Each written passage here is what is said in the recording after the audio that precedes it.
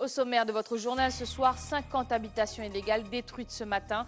Ces constructions, bâties sur un terrain inondable appartenant à la Sigui, ont été rasées et les familles concernées se sont vues immédiatement proposer des solutions de relogement. Image à suivre. Le rush de la rentrée scolaire a déjà commencé en Guyane. Les parents souhaitant partir en vacances l'esprit libre ont fait le choix de procéder aux achats scolaires en plein mois de juillet, une solution sérénité de plus en plus prisée chez nous. Et puis un espace complètement dédié aux jeux de société vient d'être inauguré à Remire-Montjoly. Géré par l'association Cultimatech, ce lieu ludique et numérique propose aussi un espace réservé aux fans de manga. Nous y reviendrons. Voilà pour les titres, mesdames et messieurs. Bonsoir et bienvenue sur ATV Guyane. Je suis ravie de vous retrouver pour votre tranche d'information locale et régionale. Ouvrons tout de suite ce journal au chapitre social. Ce matin, le quartier Arc-en-Ciel à Remire-Montjoly s'est réveillé au son des pelleteuses. La procédure de lutte contre les habitations insalubres initiée par la mairie et la Sigui a vu l'expulsion de 50 familles. Installées sur des parcelles inondables, elles se sont vues proposer des solutions de relogement. Pierre Tréfaux était sur les lieux.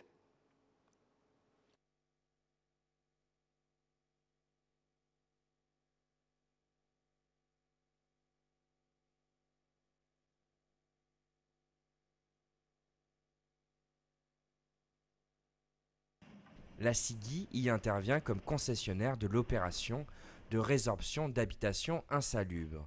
Nous avons sollicité le concours de la force publique dans la mesure où les avis d'expulsion n'ont pas été exécutés.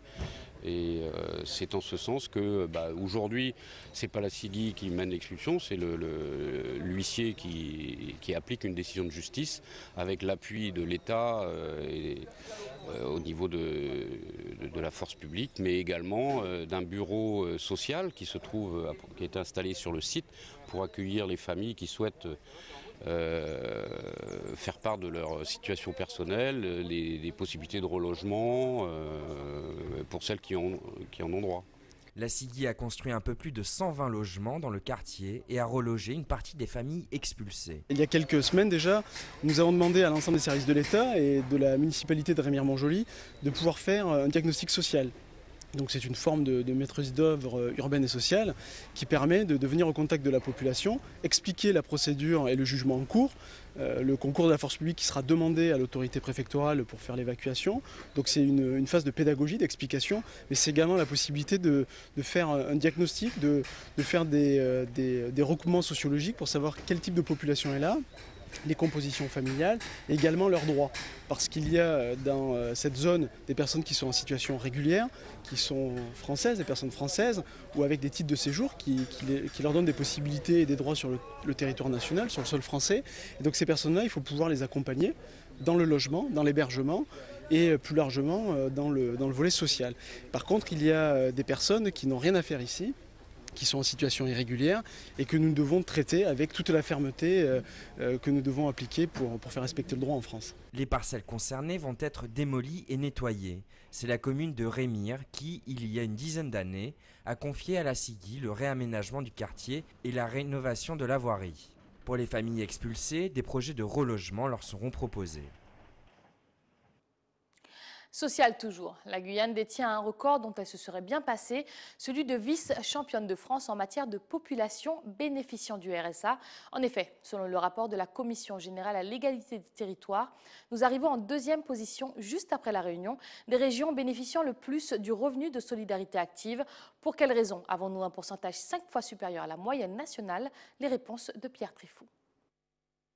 Dans son bilan sur la cohésion des territoires en France, le Commissariat général à l'égalité des territoires a analysé la part de population couverte par le revenu de solidarité actif, ou RSA. Cet indicateur permet de mesurer le niveau de précarité sociale sur les territoires. Le RSA est destiné aux ménages dont les revenus sont jugés insuffisants. Dans son rapport, le Commissariat général à l'égalité des territoires a noté une augmentation de la population couverte par le revenu de solidarité actif, notamment dans les DOM où elle est très élevée. En Guyane, c'est 25,2% de la population qui est concernée par le RSA. À titre de comparaison, en Corse, seulement 3,3% de la population touche le revenu de solidarité actif. Ces écarts sont dus à des indicateurs sociaux et économiques très dégradés dans les DOM. Nous n'avons pas forcément envie d'y penser, mais la rentrée se prépare dès maintenant. Certains Guyanais ont fait le choix de se débarrasser de la corvée des achats de fournitures scolaires avant même les départs en vacances. Un bon moyen de partir l'esprit libre que nous présente Gaël Ouassim. Premier arrivé, premier servi. Si le rush aux fournitures scolaires du début des grandes vacances n'a rien à envier à celui de août, il fait quand même des adeptes. Plusieurs familles privilégient cette démarche afin de mieux préparer la rentrée, à l'image de Sabrina, mère de 3 enfants. Pouvoir m'organiser, coller les étiquettes, regarder s'il me manque rien pour vraiment travailler en avance pour être bien. Pas stressé quoi, pour la rentrée des classes, surtout pour les enfants.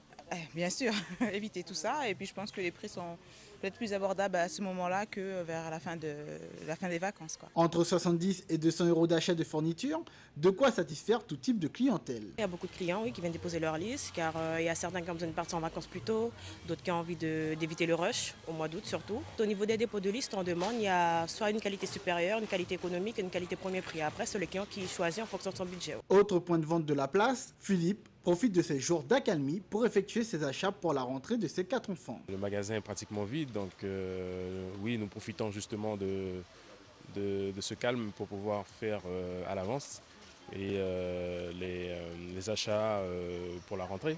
Nous, c'est vraiment prévenir la rentrée, prévenir les achats, le faire à l'avance, comme ça après on a l'esprit tranquille pour pouvoir partir en vacances s'il le faut. Partir en vacances pour certains, d'autres éviter de perdre du temps. Le rush de fin de grandes vacances s'annonce déjà mouvementé. Le mois d'août, il y a un effet aide sociale qui est donné donc vers la mi-août. Donc à partir de là, de mi-août jusqu'à début septembre, il y a le rush de la rentrée scolaire. Donc il y a des gens qui n'ont pas forcément l'aide ou qui se disent que l'aide ce sera pour autre chose, viennent en amont déposer leur liste scolaire parce qu'ils n'ont pas envie d'attendre pendant 1 heure ou qu'on s'occupe d'eux, d'attendre pour encaisser. Donc ils préfèrent venir tout simplement avant. Ils sont sûrs à 100% d'avoir plus de choix au mois de juillet qu'au mois d'août. Bon, après, on fait en sorte d'avoir tout au mois de juillet, au mois d'août, mais les gens ont toujours cette crainte qu'il manque un petit truc essentiel qu'ils avaient besoin pour la rentrée scolaire, donc ils préfèrent venir au mois de juillet. Une période charnière pour ces papeteries qui devraient voir leur fréquentation augmenter au fur et à mesure des grandes vacances. Direction à présent la Martinique pour une nouvelle qui concerne aussi les écoliers. En effet, même si l'heure est aux vacances et à la détente, certains parents n'en oublient pas les révisions, garantissant à leurs enfants une rentrée scolaire des plus sereines. Marie Tricot. Au programme ce matin pour Jade, 12 ans, mathématiques. Je suis en train de réviser la leçon addition et soustraction. Ok. Bon, si tu as des questions, tu me dis. La collégienne intègre une classe de 5e à la rentrée prochaine. Consciencieuse, elle s'acquitte de ses devoirs de vacances sans rechigner. Une leçon tous les 2 jours parfois, ou parfois, ça varie. J'aime bien travailler donc... Les cahiers de français et d'anglais attendent eux aussi d'être étudiés au cours de ces 2 mois, loin des bancs de l'école. Pour chaque âge, des exercices adaptés. Paul Lou, 5 ans, a eu son premier livre de révision cette année. Tu fais bien attention de bien repasser sur les lettres. Voilà, là, le I. Pour Andy, leur maman, il ne s'agit pas d'interdire à ses enfants de couper avec le travail scolaire, mais plutôt de passer du temps en famille, en consolidant les acquis. Ils sont demandeurs, c'est un temps qu'on partage. C'est ça qui est assez sympa en fait. Ça permet de faire des choses ensemble et puis de voir s'ils ont des difficultés ou pas. Là, c'est le début des vacances, donc je ne vais pas commencer à lui dire tous les jours de le faire. Mais si je vois que début août, on n'a pas fait le quart du cahier, là, ouais, on imposera une demi-heure par jour. Les générations défilent et ces cahiers de révision restent l'une des meilleures ventes des grandes vacances. Dans cet hypermarché, juste en face du rayon jouets, les éditeurs multiplient les formules pour tous les niveaux. Nous sommes approvisionnés dès fin juin, début juillet. Là, nous sommes déjà presque à court de stock. Les derniers parents vont quand même en trouver quelques-uns, pourquoi pas, pour maintenir le niveau scolaire de leurs enfants. Tous les ans, ça se vend bien. Essentiellement dédiés aux écoliers et aux collégiens, près de 5 millions de cahiers de vacances sont vendus chaque année en France.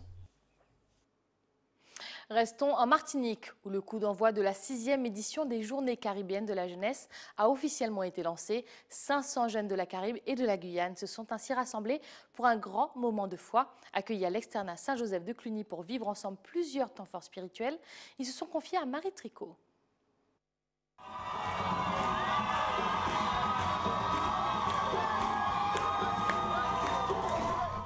chauffe pour les jeunes caribéens. Sainte-Lucie, la Guyane, Trinidad ou encore la Jamaïque. 14 délégations anglophones et francophones venues des îles voisines défilent ici, fièrement sous leurs drapeaux respectifs, tous sous la même bannière de la foi.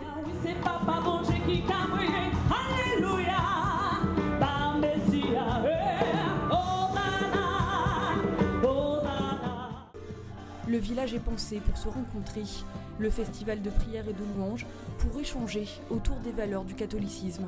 Tous différents et pourtant tous pareils face à leur religion, quelle que soit la langue. Puis on se rend compte qu'on n'est pas tout seul à vivre cette aventure-là et ça fait plaisir parce que finalement, même la barrière de la langue ne nous empêche pas d'être réunis ensemble. Même nos chansons, elles sont identiques en fait. On se retrouve toujours ensemble, on se retrouve à chanter ensemble, même si c'est anglais, français mélangé, ça revient au même.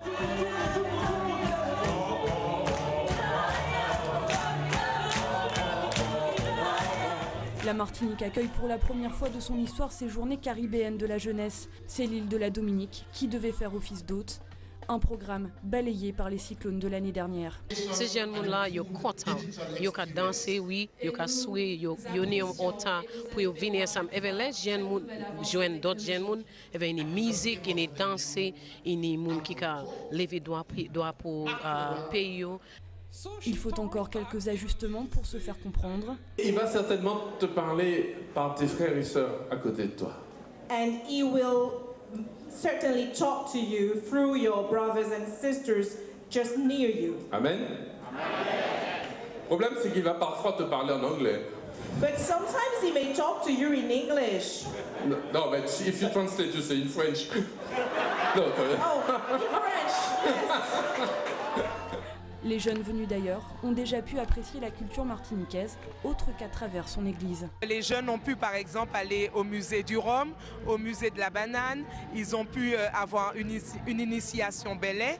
Donc ça permet aussi à la Martinique de montrer ses atouts. Il y en a même qui ont fait une initiation au gommier. Donc vraiment c'était l'occasion de montrer qui nous sommes. On voit ce rassemblement là, on est un peu dedans là, hein. On est un peu impressionné de voir que ça prend. Que le feu est en train de prendre, voilà, et que nos jeunes sont motivés. Ces journées se clôturent dimanche prochain. Il leur reste une semaine pour faire de cet événement le premier d'une longue série tournée vers leur foi.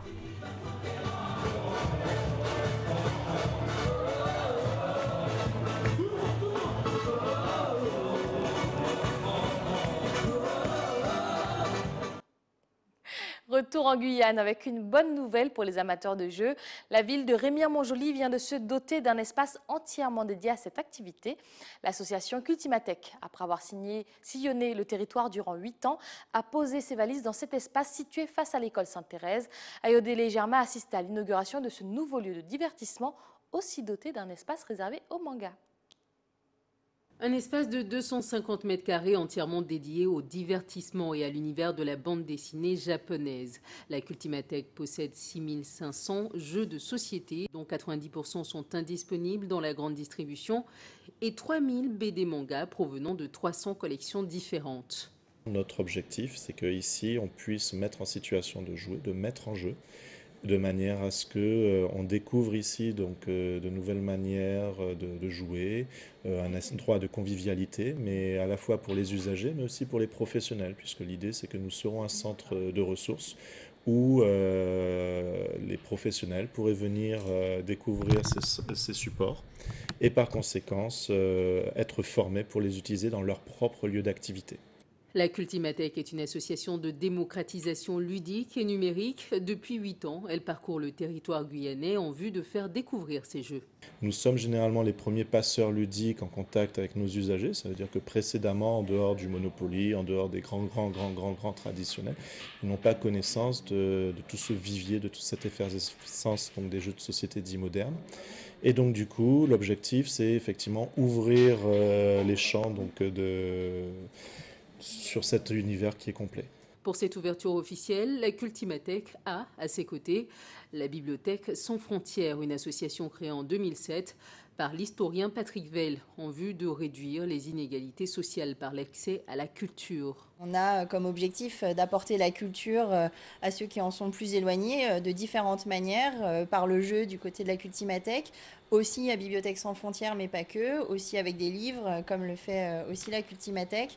Et Bibliothèque sans frontières a développé un outil nomade, itinérant, qui s'appelle l'IDisbox, qui a été designé par Philippe Stark et qui est une médiathèque en kit qui permet de déployer en une vingtaine de minutes l'équivalent d'une médiathèque de 100 mètres carrés, donc dans laquelle on peut retrouver des jeux, des livres, des tablettes, du numérique, une télé, des jeux vidéo, du matériel créatif, bref, l'équivalent d'une médiathèque que l'on peut déployer au plus près des lieux de vie des gens. Cette bibliothèque nomade a déjà été testée dans une vingtaine de pays dans le monde. Elle devrait prochainement être introduite en Guyane. Avant de conclure ce journal, je vous propose de prendre la direction de Saint-Laurent. À l'occasion des vacances scolaires, la capitale de l'Ouest n'a pas ménagé ses efforts pour proposer à ses habitants et aux touristes de passage des animations dignes de son statut de ville d'art et d'histoire. Les détails d'Eza Gonzalez, responsable de l'Office du tourisme de Saint-Laurent. Les visites nocturnes du camp de la transportation, qui est vraiment quelque chose d'assez exceptionnel. C'est vraiment la visite du camp de nuit. Donc c'est une toute autre ambiance avec voilà, nos guides aussi vous accompagnent tout au long. Donc on est éclairé juste à la bougie et à la torche. Donc c'est vraiment une ambiance très particulière, très envoûtante. On fait un voyage dans le temps, littéralement. Donc voilà, ça c'est de juillet à août. La prochaine date est le 28 juillet. Après vous avez aussi le 10 août et le 25 août si je ne me trompe pas. Et le 10 août d'ailleurs, ce sera aussi la fête patronale. Donc, qui se déroule sur 3 jours à Saint-Laurent-du-Maroni au niveau donc, de la place de la République, de la place des fêtes aussi, qu'on appelle. Donc voilà, pareil, l'Office est aussi partenaire de cet événement-là, de la mairie. Ensuite, vous avez, ça c'est un peu toute l'année, mais tout autant pendant juillet-août, des sorties en pirogue. Vous avez également les chutes Voltaire que vous pouvez découvrir avec une halte à la crique Tatou. Vous pouvez passer par un de nos prestataires qui s'appelle Number One Auto, qui vous fait les navettes en fait jusqu'aux chutes Voltaire, puisque la piste est vraiment très peu accessible en voiture normale. Il nous faut vraiment un 4x4. Donc voilà, ça c'est intéressant puisqu'elle propose des sorties vraiment en famille avec un pique-nique à la crique Tatou. Donc il y a une crique vraiment très belle, très bien aménagée en fait, qui est tenue très propre aussi. Donc c'est plutôt pas mal. Avec en fait c'est plusieurs bassins. Donc on a 3 bassins qui sont un petit peu en cascade. Donc voilà, et après, bon, les chutes Voltaire, que si vous ne connaissez pas, je vous invite quand même à aller visiter, à faire la randonnée, c'est vraiment exceptionnel. On va également ouvrir les visites de la rhumerie Saint-Maurice, qui est donc la dernière rhumerie de Guyane, à produire donc le rhum ici, qu'on peut retrouver dans beaucoup de magasins. Donc voilà, les visites seront en août, on vous informera sur la date, puisqu'on tient un peu ça un peu secret encore. Puis d'autres nouveautés, ce qui est vraiment notre objectif ici à l'Office de tourisme, c'est d'apporter des nouveautés sur vraiment le paysage touristique. Donc voilà, de promouvoir et valoriser l'activité touristique en Guyane, à Saint-Laurent-du-Maroni et dans l'ouest guyanais. C'est la fin de ce journal, mais avant de le refermer, rappel des principaux titres de ce 17 juillet. 50 habitations illégales ont été détruites ce matin. Les constructions bâties sur un terrain inondable appartenant à la Sigui ont été rasées. Les familles concernées se sont vues immédiatement proposer des solutions de relogement.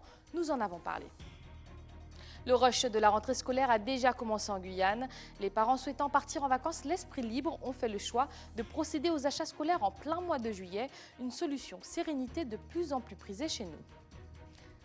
Et puis un espace complètement dédié aux jeux de société vient d'être inauguré à Remire-Montjoly. Géré par l'association Cultimathèque, ce lieu ludique et numérique propose aussi un espace dédié aux fans de manga. Nous vous l'avons présenté. C'était le journal de la rédaction. Merci de nous avoir choisis. Tout de suite, l'édition nationale de BFM TV. Je vous souhaite de passer une excellente soirée avec les programmes d'ATV Guyane. Bonne nuit.